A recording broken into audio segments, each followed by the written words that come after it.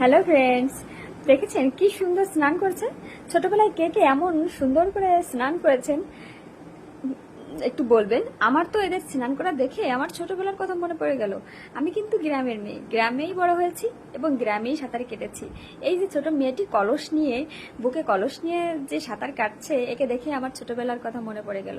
আমিও ছোটবেলায় অনেক বড় নদী পার হয়েছি সাঁতরে। নারকেল দিয়ে দুই জোড়া দুই পাশে দিয়ে কলস দিয়ে সাঁতার শেখা হয়নি আমার, এমনিই শিখেছি। গ্রামের বাচ্চারা কখনোই এটা করতে পারবে না, তাদের তো প্র্যাকটিক্যালি শেখাতে হবে, তারপরেও তারা সাঁতার জানে না, করতে পারে না। দেখুন কত সুন্দর, ও এক পার থেকে আরেক পারে চলে যাচ্ছে।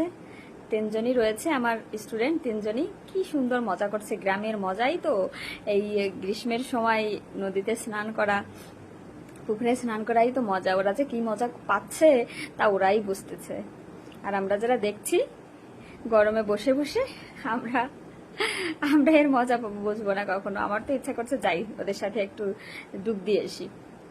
দেখছেন কি সুন্দর স্নান করছে।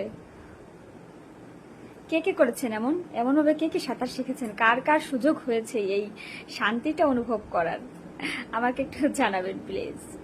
দেখুন কি সুন্দর স্নান করছে, তিনজনই আমার ছাত্র।